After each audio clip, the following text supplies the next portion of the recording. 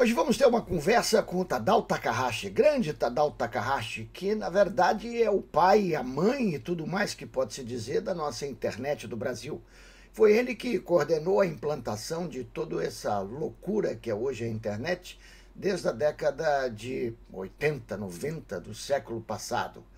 Conversei com o Tadao Takahashi durante o Fórum da Internet do Brasil. Tadao, manda bala. Então deixa eu fazer um depoimento pequeno sobre a internet, como ela evoluiu ao longo de 25, 30 anos e qual é que é o papel que o Estado teve na iniciativa e qual é que é o papel que a academia, a sociedade, o ativismo teve na coisa. Quando a gente olha a partir do início, na verdade a gente vê o presidente Sarney lançando a iniciativa da RNP na Condex, em São Paulo. Daí, alguns anos, o presidente Collor inaugurando o nosso backbone no Fórum Global da ECO 92, em 92. Em 94, enquanto a gente está tentando colocar o segundo backbone no ar, o grande lance, na verdade, é político, que é o presidente Itamar Franco assinando um decreto dizendo que redes para educação e pesquisa tinham um desconto de 95%. Isso no final de 94 é absolutamente decisivo, né? Em 95 em diante, entra o governo Fernando Henrique e aí você tem vários marcos. Um é, por exemplo, a montagem do Comitê Gestor Internet, que aconteceu entre 95 e 96 e que legitima e formaliza o papel do Estado nessa iniciativa toda que veio vindo, mas sempre a partir de iniciativa do mundo acadêmico com a sociedade civil. E aí, mais recentemente, a gente teve o presidente Lula assinando a formalização do Comitê Gestor de Internet segundo um molde mais estável do que aquele que tinha sido assinado entre 95 e 96. E, finalmente,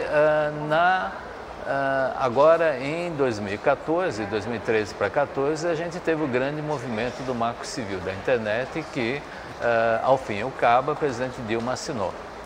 Então, o que eu quero dizer com isso é que existe um fio condutor dessas iniciativas todas que é duplo.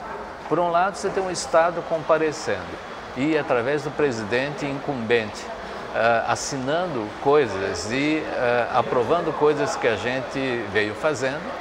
E, por outro lado, você tem a academia, a sociedade civil sempre tentando avançar as fronteiras daquilo que podia ser feito com a inteligência de saber que você estava naquilo que eu chamo de intervenção consentida, que significa que você se apropria de uma atividade que o Estado devia estar à frente fazendo, você começa a fazer e você continuamente ativa o governo federal, o governo estadual, para conseguir que a atividade seja apropriada pelo poder público e acabe virando uma razão de Estado, né?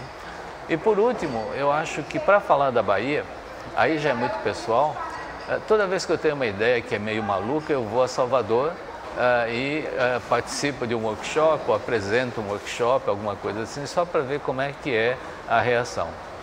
E eu tenho a impressão que agora que redes sociais estão ficando predominantes na internet, fica evidente que, na verdade, a participação da sociedade civil e das pessoas individuais engajadas é absolutamente essencial para o futuro da internet.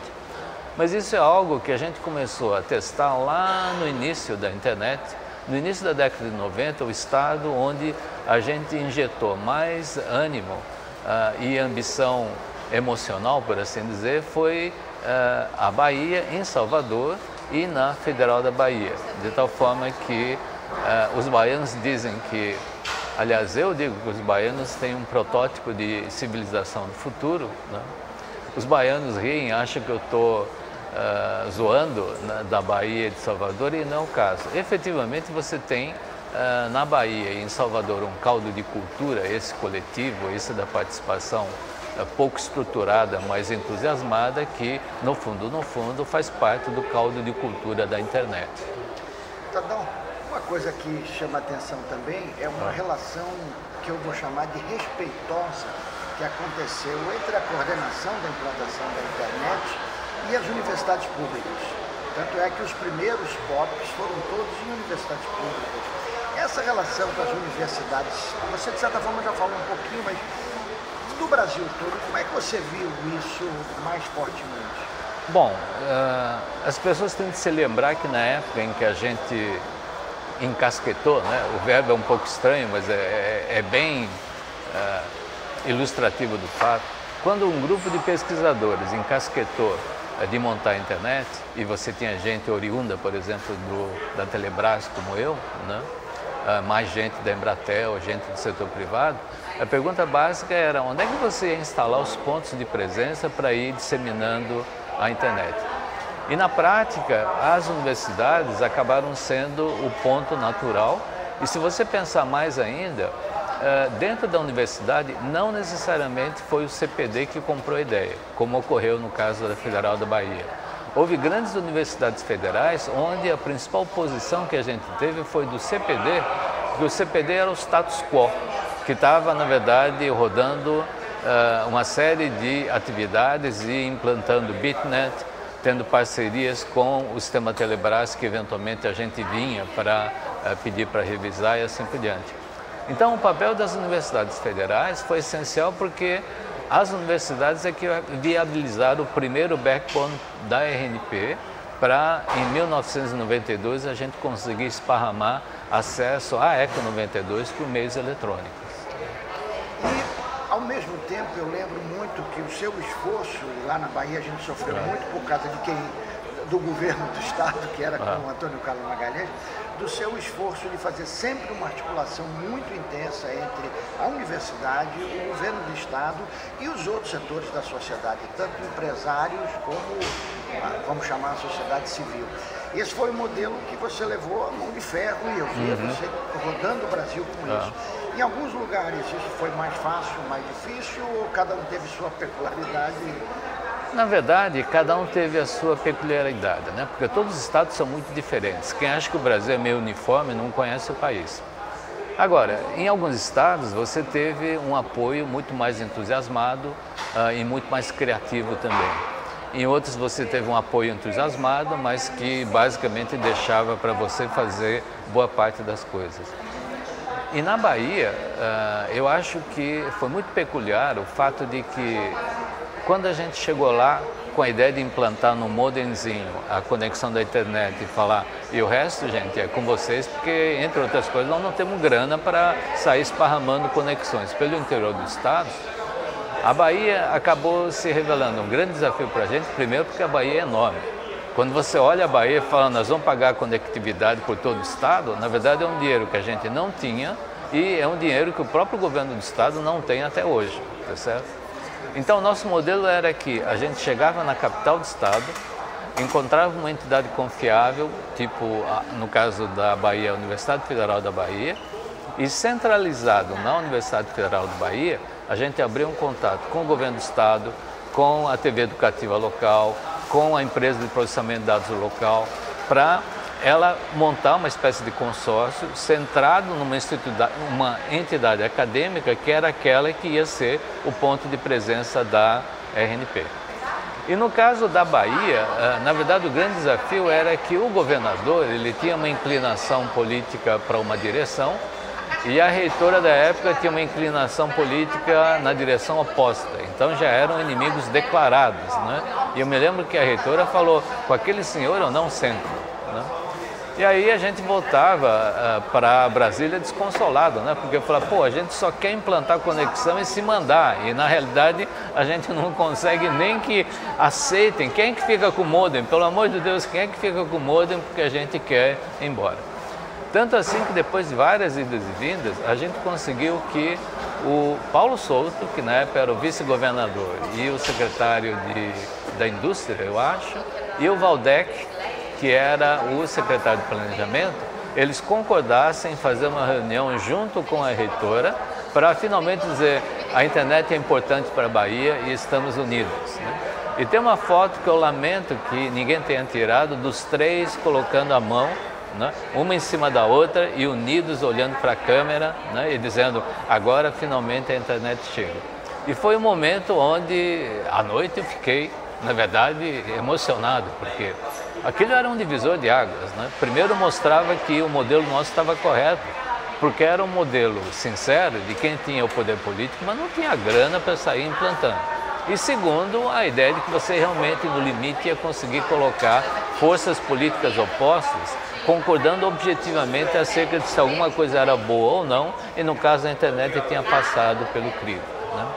E aí, em todos os estados, em menor grau, esse tipo de coisa ocorreu, mas eu me lembro vivamente da Bahia, exatamente porque eu olhava e discutia com várias pessoas dizendo, olha, esse movimento social que você vê na Bahia quando você anda pela rua, ele é aquilo que vai ancorar a internet do futuro. Então, se a gente não puser a Bahia no primeiro backbone, na verdade nós vamos fracassar nessa história, né? Por último, um pouquinho do futuro, quer dizer, foi o modelo adotado foi de pontos de presença. Isso. Era um momento que tínhamos poucas universidades públicas federais. Hoje, a partir do governo Lula, a gente ampliou de forma muito grande o número de universidades públicas. O futuro da ampliação desses pontos seria, na sua opinião, ampliação desses pontos de presença em cada pontinho desse que tem universidade pública? Bom, essa parece ser a missão que a RNP atual definiu para si mesma, né? Eu tenho dúvidas quanto a esse modelo, porque desde o início a gente imaginava que a RNP era uma iniciativa que ia ficar no nível federal, criar redes estaduais, e uma coalizão de redes estaduais ia, na verdade, criar uma instância intermediária que seria a regional mesmo, e não a estadual, né? Então eu imaginava que a RNP, a partir de um determinado instante, ela agisse em coalizão com uma rede Nordeste, uma rede Norte, uma rede Centro-Oeste.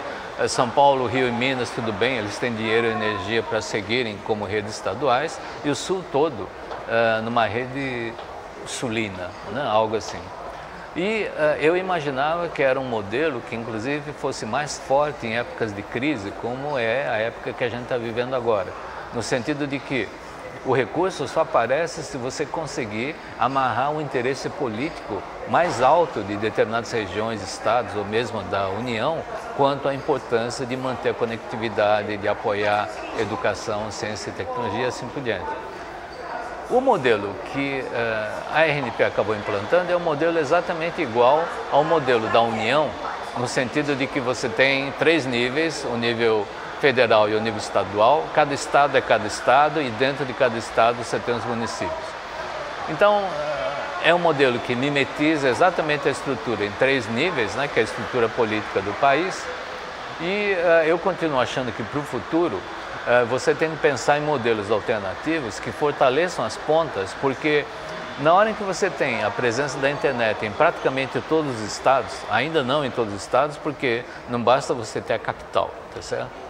Mas na medida em que você vê o movimento e o interesse em cada estado, teria de se imaginar meios para conseguir que rolassem parcerias entre o estado e a tele local, o estado, a universidade e o estado e assim por diante, para se criar uma estrutura não só técnica ou de redes, mas uma estrutura política que alavancasse a internet a serviço dos interesses do Estado como um todo.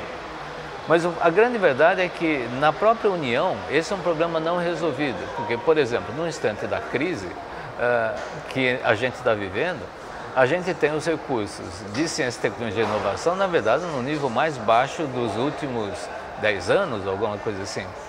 E quando você ouve todo um noticiário acerca de reformas, sobre o que fazer para recuperar a economia, você não vê nenhuma conversa sobre, então vamos aproveitar, usar a educação, ciência, tecnologia e inovação e criar a nova economia, e não recuperar a velha economia, né, que é o problema que a gente vê, na verdade, nos próximos anos. Eu antevejo que, infelizmente, nos próximos anos, daqui a um pouquinho, quando tudo começa a se recuperar, a gente fala, tudo bem, qual que é a economia que foi instalada? E a gente vê, basicamente, a economia anterior, enquanto a área de educação, ciência e tecnologia fala, vixe, mas então vamos voltar a 2010 e ver o que é que a gente consegue voltar a fazer de 2010 para cá, nesses setores que deviam ser os portadores de futuro e, na verdade, são os catadores do passado.